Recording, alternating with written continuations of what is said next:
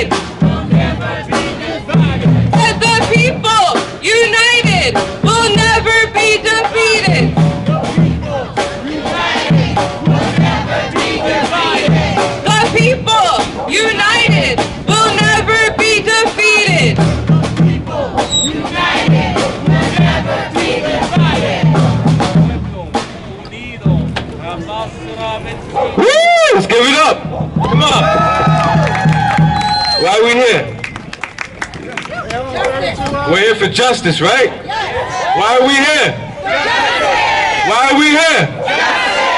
Thank you. Thank you for coming out. Thank you for being here. Thank you for the support. It sucks that it has to be this way, but we are here, and we are here in solidarity. We are here together.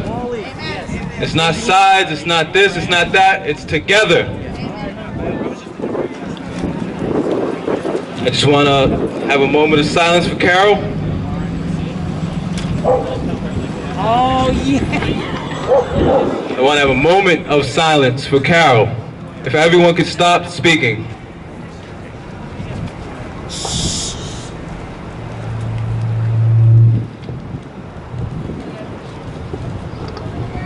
Thank you.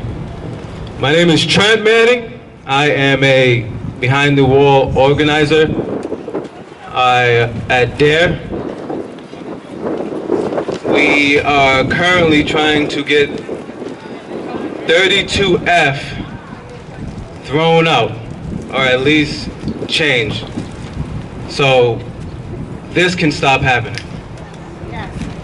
So this can stop happening. There's too many people being held out on bail. There's too many people missing their families. There's too many people missing their jobs. There's too many. This is going on for too long. Anyone from Providence, Rhode Island knows 32F. 32F. You go in, it's hard for you to come back out.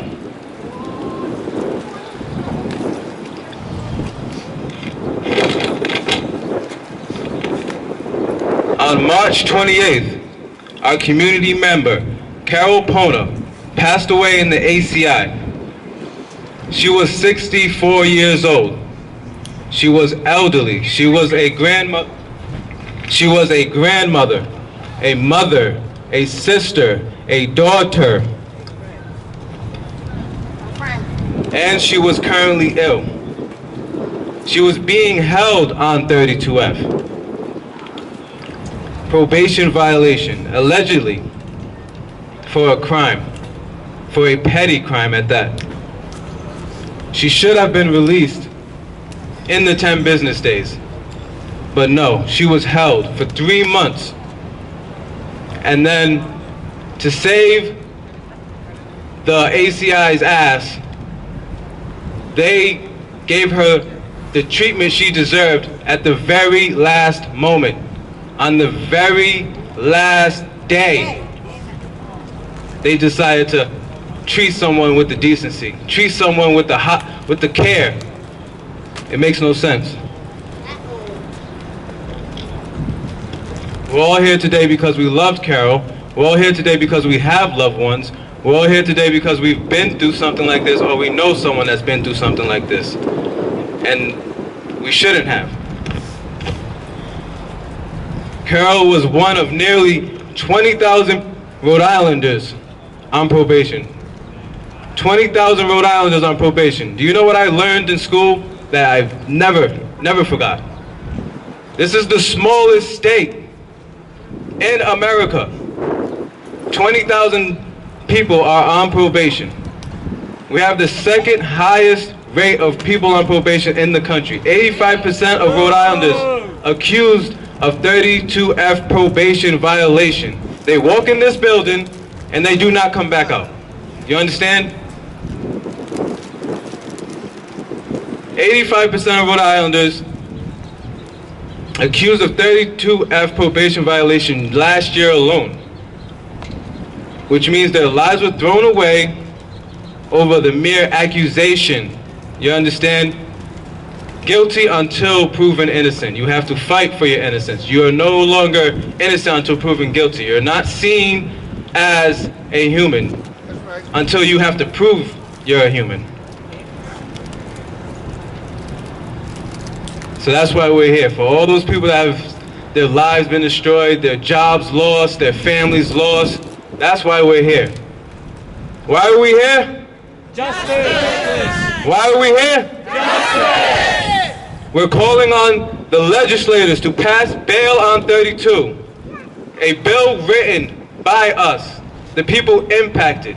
We sat in a room, we went to DARE, we went to the meetings every Wednesday from 4 to 6, and we put this bill together because this is what it means to us. No one just gave us this bill and said, do this. No, we sat and we worked through this every Wednesday. And we put this bill together. We put these words together and we presented it to the legislators and said, this is what we want as a people. Yes. Yes.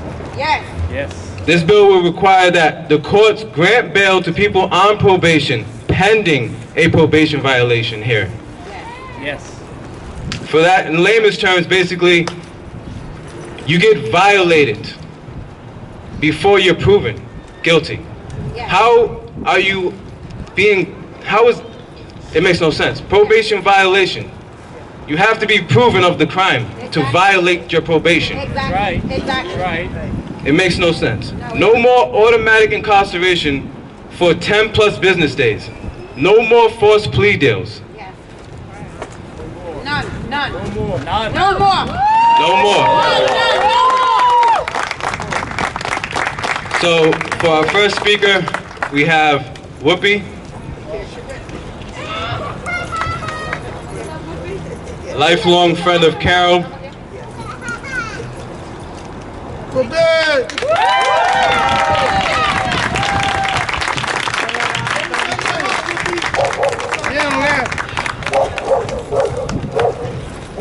Like the man said, what are we here for? Carol is one of my best friends. This is her daughter standing next to me. She could have been home with her. Yes. She could have been me or you. Yes. Or she still can be me or you. So we need to change this. There's no doubt about it. Yes, we do. You know, this legislation, like he said, you walk in, do not walk out. She made everybody aware how she was feeling, how she was doing, and if anybody knew her, when she said something, she meant it. Amen. It's true.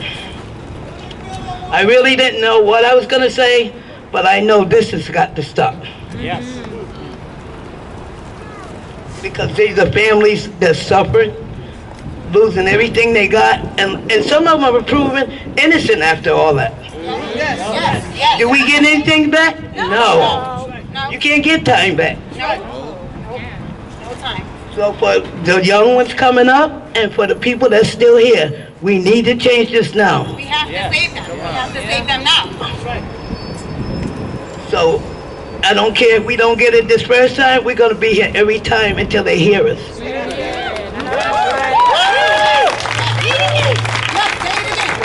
gonna be here till they hear us. My friend, you cannot not just die in vain. Don't give it to me the day I'm gonna die. Give it to me before I die. What about that?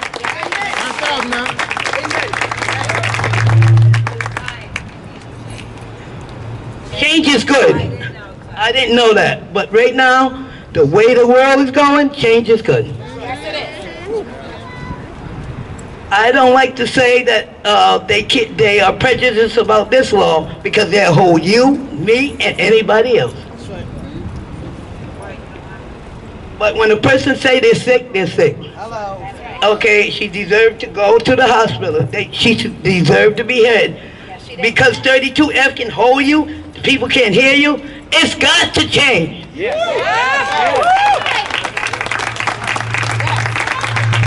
On behalf of all these people and everybody that came out, Carol hears you. Thank you.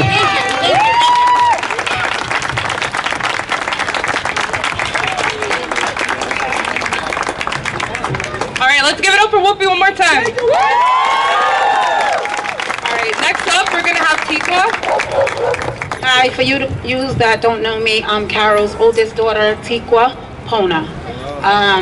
I didn't know what I was going to say here, but I just want to thank each and every one of you who came out here to show love to my mom, but also 32F, bail, 32F. I will be here too, for it, because I want to pass it. Due to the circumstances of people being incarcerated, they don't get to go. Once they go in these doors, they don't come out. And as far as my mother, she didn't come out. She came out on the day she died is when she came out. And to me, that's cruel. She still didn't come out because she died in their care anyway, so it doesn't matter. Because she had the bracelet on, so she still was in their custody anyway. So they didn't let her come out.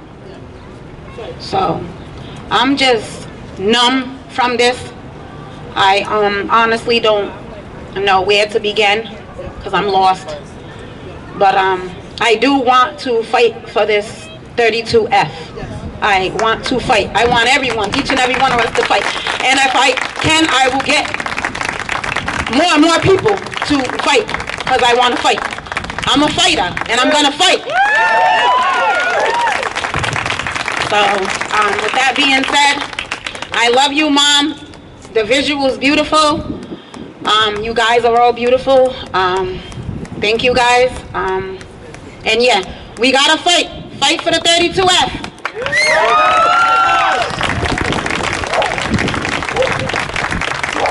Thank you, thank you. What are we here for? Justice! What are we here for? Justice! Thank you, Tikwa.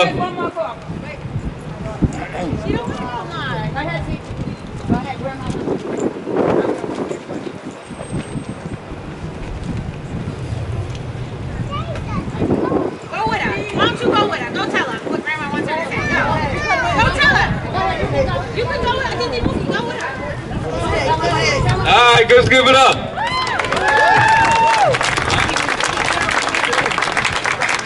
Give it up for Latico, everybody. Brave. I just want to say thank you all for coming out and, you know, for the cause. I know it's like you guys already been fighting for this, but just, you know, for the love that you guys have for my grandmother to even do this, you know, I just want to say thank you all for doing that.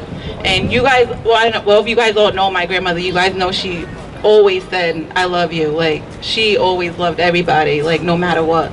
She didn't care who it was. She always said, I love you. Like, and I'm just going to miss her, you know? And I just wish that she was able to get a second chance. Able to come home 3 months ago. Yeah, so we can restore her. I spent another little bit of time. Thank you. Up next, we have Juan, also a Behind the Walls organizer, and staff. You might have heard him yesterday on the NPR. This guy's getting a little famous around here.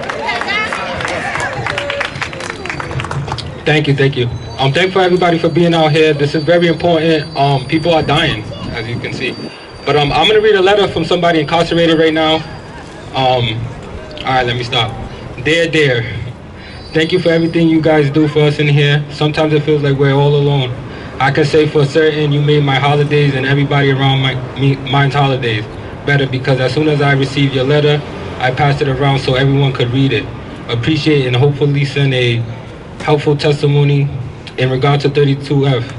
So with that being said, let's get into it.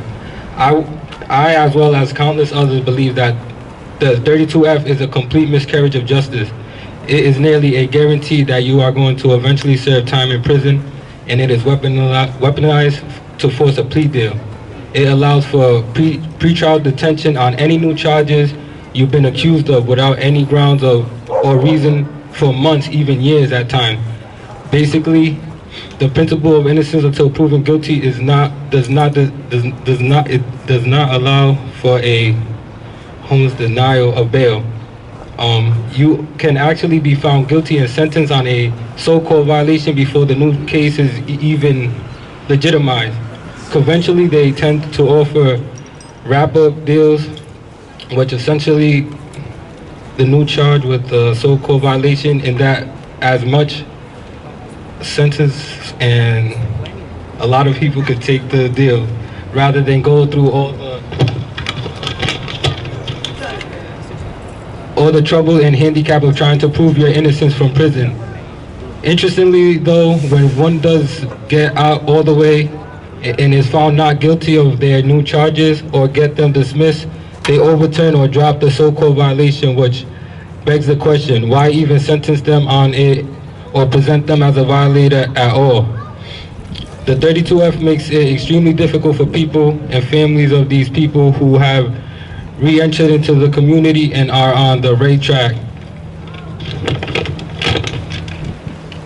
to feel comfortable or even stay there for that matter. The thought of knowing you can be wrongfully accused of a crime and have to go through all that, I just say it is horrific and traumatizing.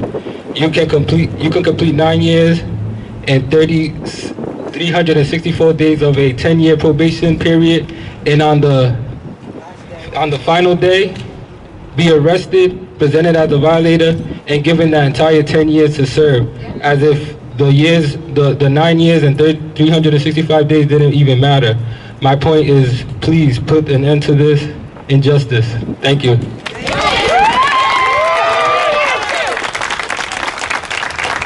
Thank you, Juan.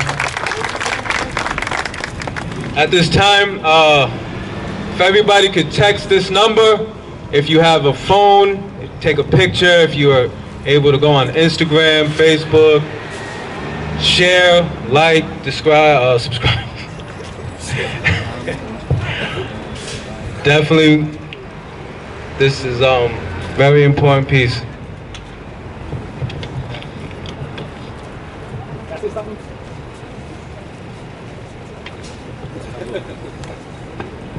How y'all doing? This is my son right here. I don't know if y'all understand 32F. I'm saying I don't know who understands 32F, but I was under 32F several times, all right? And all it is and stuff, right, is you just got to get handcuffs on you. If you're on probation, you go to jail, you're not coming home, you're going to be presented 32F violator, and then you have to go to the hearing, which is 14 days later. You're not going to that hearing. That hearing is not going to be for like another 3 months because of lack of staff, lack of everything. I'm saying you get there, whether it be here or Superior, you're going to sit downstairs for the whole day. I'm saying go back, and they're going to say come back in 2 weeks, and then you're going to sit down there for the whole day, and you're going to come back, and then they're going to say, okay, after about 3 months of having you come back before, they're going to let you out. Or you're going to get violated. I mean, the whole 32F thing, we have to understand it in order to defeat it. Now, if you look at the numbers, now, when you go to jail as a drug dealer, now back in the day you would get right out, but now you don't get out. You don't get out of jail for murder, rape, a lot of capital crimes, all right? So we can't say out of 1,100 people in intake is all capital people. So let's say, for instance, 30% is all capital crimes, all right? So out of 1,100, you got 800 people left. Now, if those people are not capital criminals, 400 people who maybe commit murder, rape, or drug dealing, out of 400, now you got 800 left. What do you think the 800 people there are there for if they're not capital criminals? So you got almost more than 2/4 of people, 2/3 of people in jail, basically on 32F. I know that for a fact. I was there, and I'm asking them, what are you here for? 32F, what are you here? Violation, violation, violation, violation. I'm talking about rows and rows of people on violation, and out of them violations, you might see, a murderer, a rapist. I'm saying, sporadically tossed throughout the whole system, but mainly everybody in there. I'm guaranteeing you, if you do the numbers, I'm guaranteeing you at least 70% of people in that place is under violation. And I was saying, when I was there, if you let these 70 people out, these 70% people out of jail, you have to close it down. You know what I'm saying? So they're getting paid. Yeah, well, it comes down to money. It comes down to not having money. It comes down to not having resources in our community, in our court system. We gotta volunteer. We gotta get out here. We gotta. This is our system, the court system. We can't just go ahead and say, all right, just like you're fighting to change this law. This law was fighting for to be enacted. But in order to change this law, you have to understand the law. You're saying that once you get handcuffs on you under 32F, you are violated. You are going to court. But the main thing is that you're never going to get seen by a judge. So, and most people stuff right in there are not really, criminals. I'm saying they just had handcuffs put on them. You saying, and you don't have no money. You're living paycheck to paycheck. You really can't fight. Like somebody said, the handicap or trying to fight somebody, trying to fight from jail. You went to jail last night, and now you're being told you can't go home. Well, what are you gonna do? I'm saying, I mean, how you gonna fight if you don't have family, if you don't have money, if you don't have lawyers? You're gonna have to go to court in 2 weeks, maybe see the judge. You're not seeing the judge. You know what I'm saying? You're gonna come downstairs and you're gonna say, you're not seeing the judge. We gotta come back in 2 weeks. You know what I'm saying? And you're gonna come back in 2 more weeks and you're gonna say the same exact thing. So you're just sitting there waiting. You know what I'm saying? Not being processed. And like he says, they got the wrap-up program where they say, all right, boom, you're gonna get violated on this program anyway for 2 years. You're gonna get 3 years. So just take 18 months and make it all clear. You say, who wants to sit in intake at 23 hours a day, locked in all day long? You're gonna take the deal. You're trying to get up out of there. You know what I'm saying? You know, so anyways, that's why I want to say, in order to defeat this law, you gotta understand this law and understand who's under the law. You know what I'm saying? These people in there are not capital criminals. You know what I'm saying? These are regular people who just have maybe got a little scuffle with their wife or, you know, whatever. You know what I'm saying? But I'm just saying, but once you get them handcuffs on you on 32F, it's in 2 weeks you'll be seeing a judge. You know what I'm saying? And you might not, you ain't gonna see a judge. All right.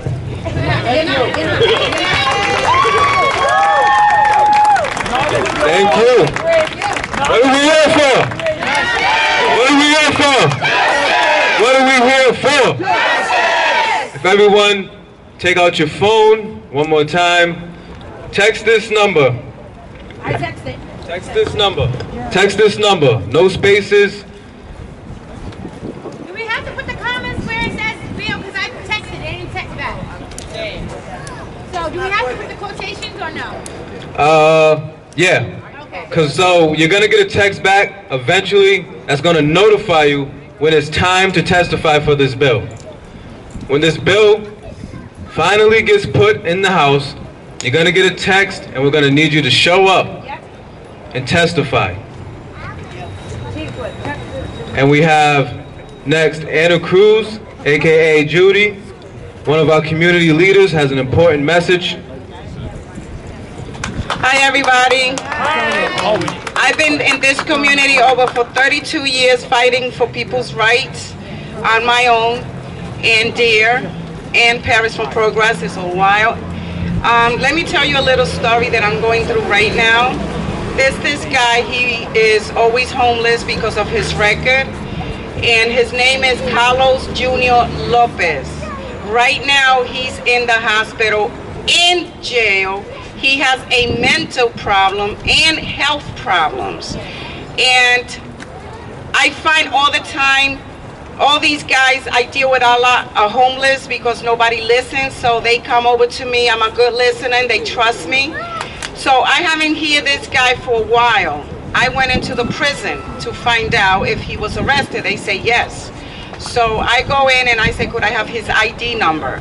They gave me the ID number, no problem. I go to deposit, $55, that's all I had, but something is something. And the lady from where I went to deposit, she said, do you know where he's at?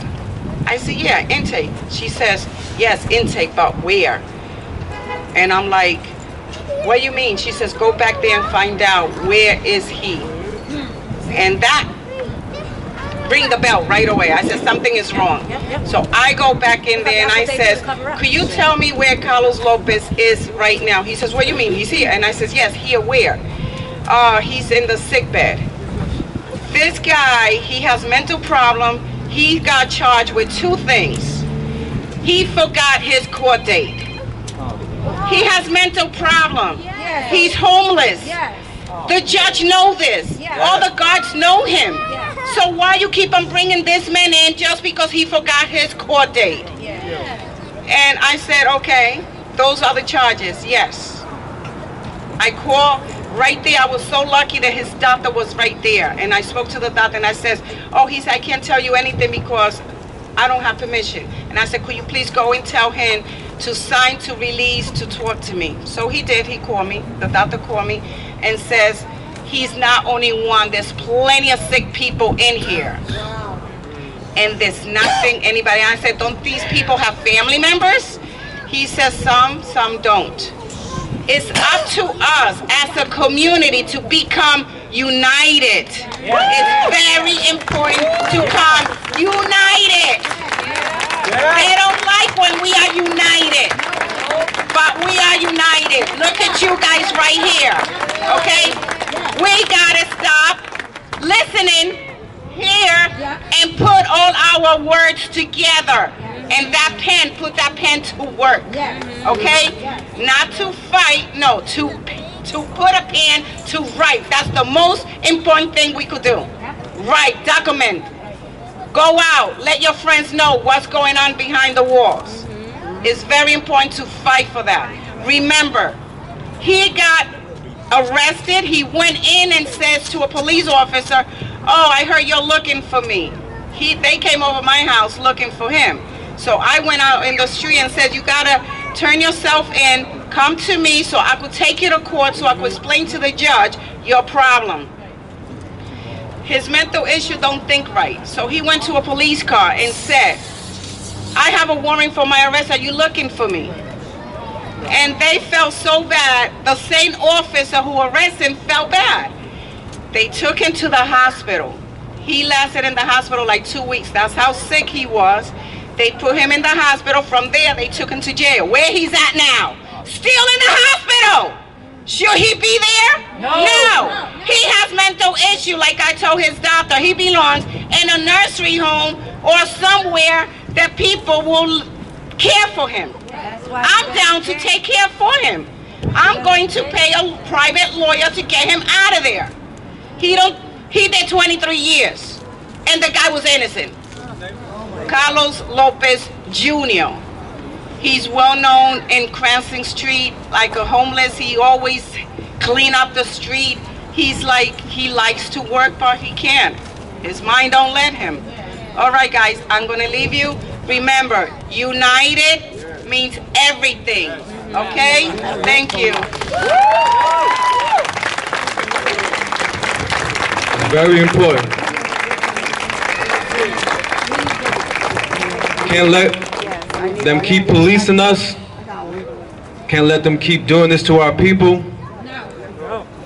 I'm from Broad Street, and there was a dude that ran up and down the street every day. He's from my community. We know him. We grew up with him.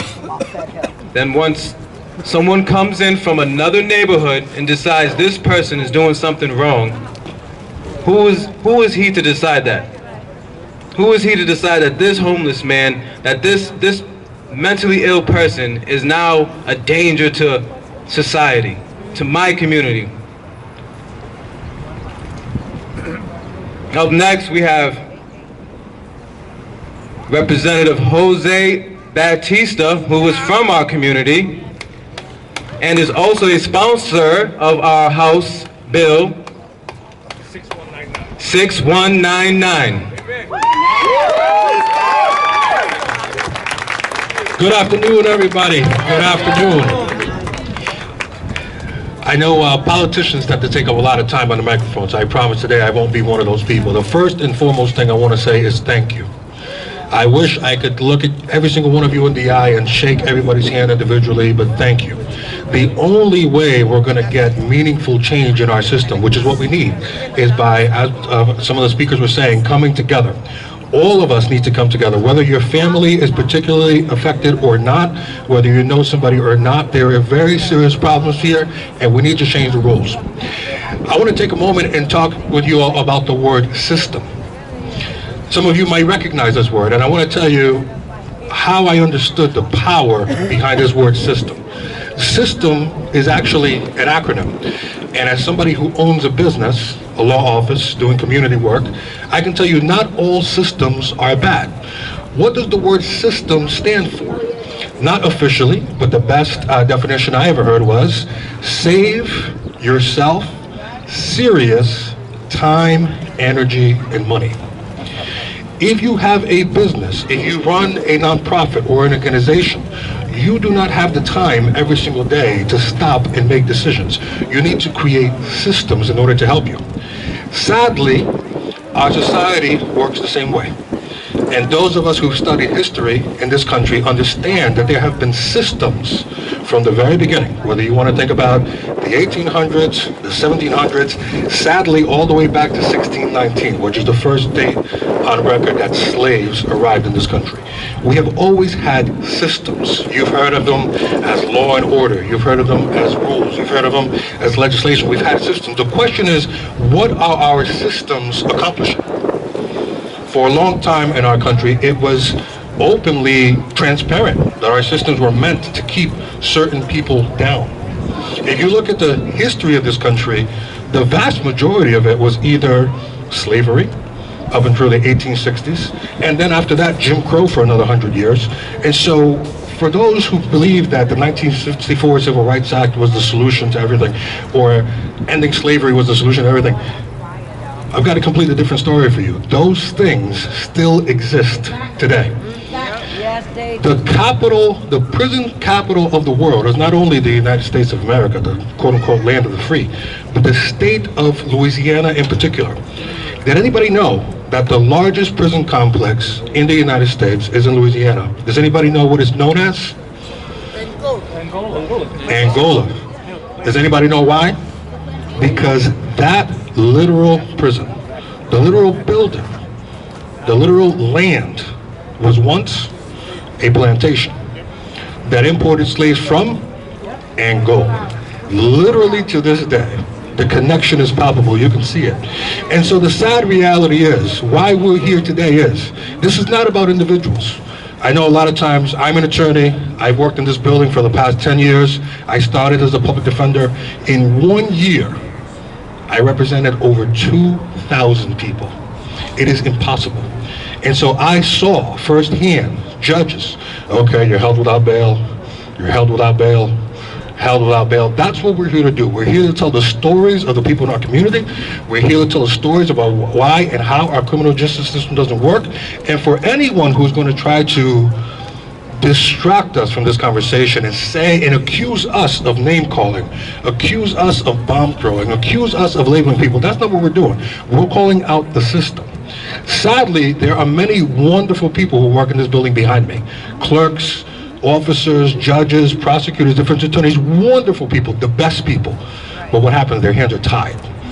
They can't make those decisions. We, the people, have to change the rules in order to allow the people who work inside here to do justice. And so we could spend a lot of time here today talking about the things that mostly everybody here knows, but I am with you. I am a lifelong resident of South Providence. I've been an attorney for 10 years, exclusively dedicated to this work. It is important, and there's been no more incredible feeling than when I've got to work with the organizations like BEAR and sit at a table with over a dozen, mostly people of color, mostly young men of color, who honestly know more about the law than I do. There's so many young people in our society that have been in this building so many times through no fault of their own, by being misidentified, by being mislabeled, and their stories matter. Their stories are important. As a public defender, my main job was to stick my hand into the system and slow things down. Because but for that, it's an assembly line. You're not a person, you're a name, you're a number, and honestly, you're in the way. And so either you fix this or you're gonna get moved out of the way. And so I am so humbled to be with all of you. Thank you so much for your support. We're gonna get this done, but we need each and every one of you to keep it up. So thank you.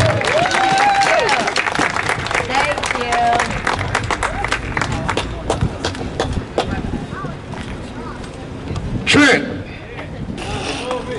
I was going to speak, but I wanted you to continue because I thought you did a good job. But I also want you to talk about the prosecutor and the judge. This is the world renowned. Y'all might know him as Funky Fresh. You can't. What is it? What's that? What's the chant? What's the? Oh, this is a song I want to do, right? But we all got to do it together. Right. And in the song it says, we who believe in freedom, we can't rest until it comes. Am I right? Right. So let's get it. Let it rain. We who believe in freedom, we can't rest until it comes. We who believe in freedom, Somebody better start singing. Come on, y'all. We're just gonna do that verse. We who believe in freedom, we can rest until it comes. We who believe in freedom, we will rest until it comes. One of the reasons why we got to stay together is because this whole operation system that our rep talked about,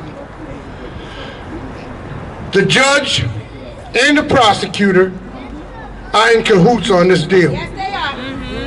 And one of the things that I want you to understand is that the people in the black and brown community are at a gross disadvantage whenever you walk in that courtroom. First of all, we don't have an attorney, so we got to go to a public defender. And I'm not knocking them, but they can stall tactic. So they send us back to prison supposedly for 2 weeks when they're supposed to see us, according to the Rhode Island general laws, in 10 working days, in 10 days.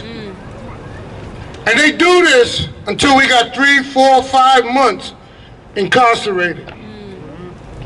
And they don't give a damn that we're under that stress. And all of a sudden, they put a sentence on the table. They want to put a deal on the table. But that deal is the bite of death. Because once you accept that deal, even if you beat the charge, you're going to do time. Say that again. And they're going to stack another bit on top of you. Because when you take a plea deal, you may take 5 years probation, maybe 10 suspended, 6 months to serve, and you think you're home free because you want to get to your girlfriend, or you want to save your job, or you want to maintain your housing. You're under pressure to get out. And they know that. And the prosecutor knows it. And this is where the dirty tactics come in. And we have to suffer the consequences, particularly in the black and brown community. And he already told you the statistics. And all those brothers and sisters walking around Elmwood Avenue, Cranston Street, Broad Street, they're only a step away from going back to prison and being treated in the way that Carol Pona was treated. Am I lying, Rep? No. And that's the truth. This is why we have to stay together in order to fight.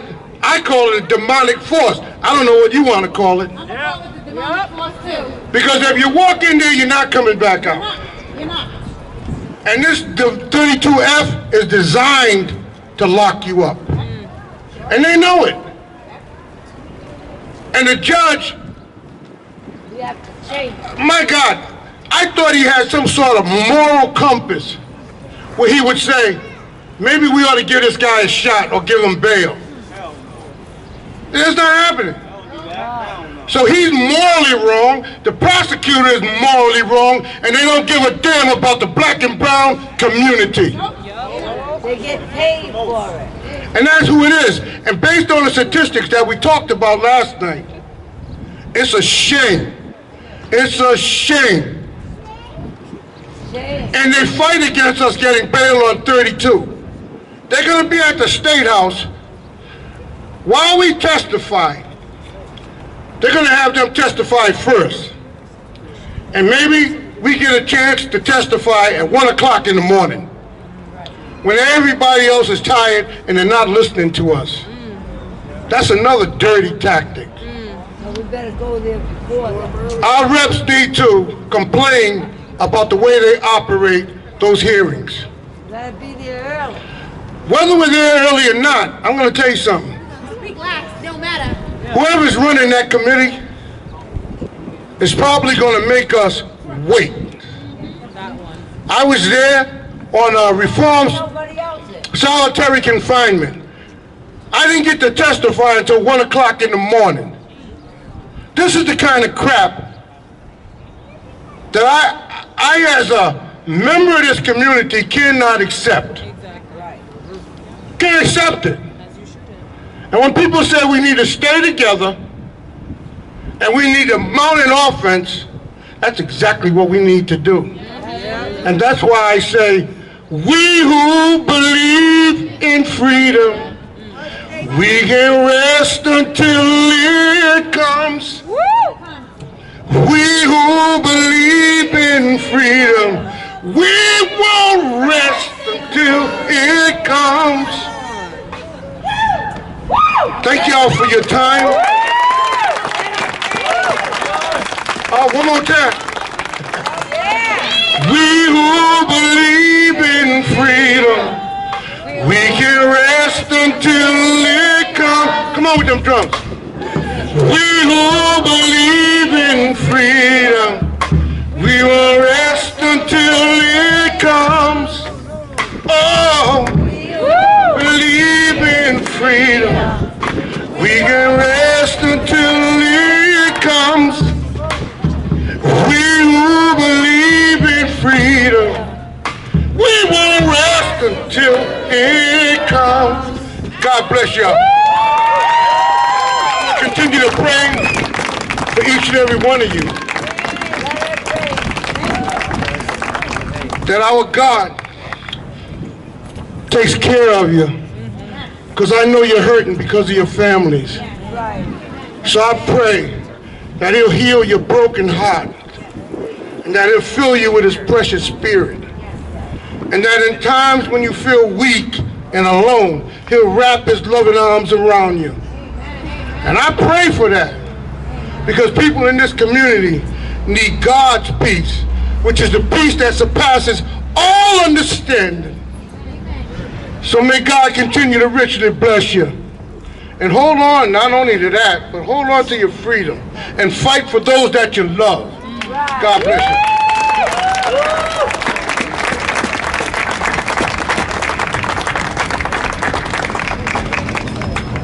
Thank you, Joe. All right, we're gonna have one more speaker, Senator Gallman, who's our community sponsor in the Senate for this bill. Good afternoon, everybody. Thank you for being here. It's a shame we're here instead of doing all the other things in our life we need to do. I am really honored to be carrying this bill in the Senate alongside a bunch of my colleagues who are really committed to getting it passed. I was married to someone who was on probation for a long time, and I know what it's like to have that hanging over your head. That is not something I want for anyone in my family, in my community, or in our state. We can do better. We have to do better. This bill has some energy. I heard the stories about being there in the Senate. We were there until pretty late. We were there till 11:30, and people are missing time with their children. They're missing time that they could be sleeping, and all of this is the work that it takes to get this over the finish line. And I am honored to be here among all of you. Come find me whenever you want. I'm in the State House. My office is number 309. If I am there, my door is open, and I appreciate you all. Who am I handing this off to? I'll just stand here till someone comes and takes it from me. We got to go back up and vote on some stuff. Give me 1 second. I'll get somebody with you.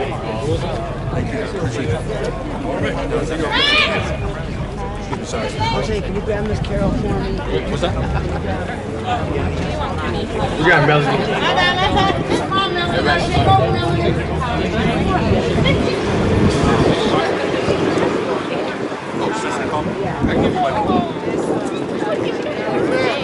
Actually, we just received a notice from a group of community members that have blocked the side road over here on Friendship Street in solidarity with our action and our campaign. I repeat, we just received that notice of a group of community members blocked on the side of the road, Friendship Street, in solidarity with the action and our campaign. So we actually, we support these folks, and we are going to march down the sidewalk at a safe distance to support and keep eyes on them and keep them safe. So everyone should stay on the sidewalk and follow the marshals' directions. And all the marshals have these yellow vests on, and And if you need some, the medics have a red band on their arms if anyone needs a medic.